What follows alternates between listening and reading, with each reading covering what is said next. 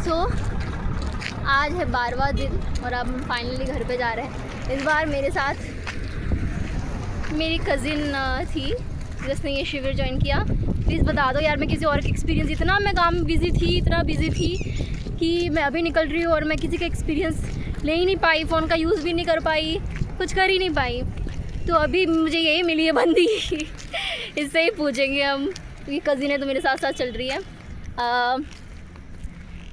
बता दो अपना एक्सपीरियंस, आपका ये 10 डेज़ का कैसा रहा। उसमें बताना category wise that as a environment, फिर एज अ मेडिटेट, फिर ये बताना कि मतलब आपका अगर कुछ इश्यूज़ था वो क्लियर हुआ, कि issues in sense of your physical का हेल्थ का इश्यूज़ था तो वो क्लियर हुआ या नहीं, कुछ अगर मेंटल मतलब कुछ ऐसा डिस्टर्बेंस था या कुछ ऐसी भी चीज़ें थी इफ़ तो वो क्लियर हुई कि नहीं हुई, कुछ लाइफ में क्लैरिटी, कुछ विजन्स, कुछ करियर को लेकर कुछ ऐसा समथिंग, जो भी आप एक्सपीरियंस शेयर करना चाहो स्टेप बाय स्टेप।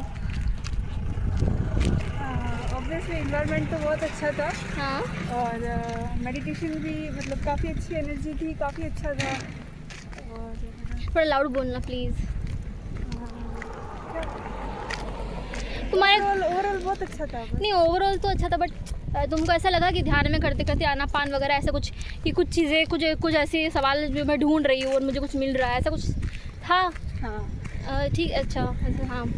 ऑब्वियसली हम उसमें डीप मेडिटेट में बैठेंगे। अच्छा, डीप मेडिटेशन का जो एक्सपीरियंस होता है ना, कि कई बार हम ध्यान में चले जाते, कई बार हम थॉटलेस हो जाते, तो आप उसमें पहुँचे कि आप बिना थॉटलेस ही हुए थे? बिकॉज वैसे तो विपासना की ये है कि हमको जो भी प्रकार की सेंसेशन हो या जो भी सेंसेशन हो या कुछ भी अगर चीज़ें हो तो हम उसको क्या है कि स्थिर भाव में उसको देखिए, तटस्थ भाव में, कुछ भी उसको अच्छा या बुरा ना कहे, कुछ भी उसको कुछ ना करे, बस हमें देखने की क्षमता हो, हम ये महसूस करें कि जो देख रहा है, जो दृष्टा है वो महान है, वो केंद्र में है वो देख रहा है सबको, ये चीज़ हम कर पाए तो ये सब बताना सही है। हाँ। अच्छा, ये एक्सपीरियंस शेयर करना नहीं चाहती, ये भी बहुत होशियार। देखो कज़िन किसकी है खून में है, हम अनुभव डीपली कुछ नहीं बताते। चलो, तो और क्या पूछ, अच्छा आपको कुछ हेल्थ के इश्यूज़ थे जो कुछ ओके, उसका क्या एक्सपीरियंस रहा?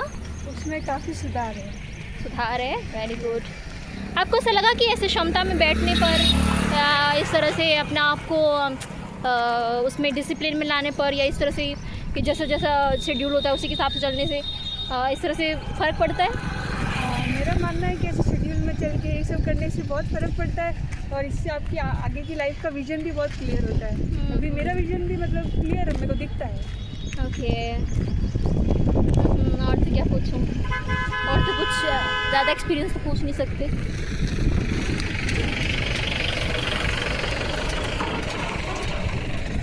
यार मुझे भी प्यास लगी है।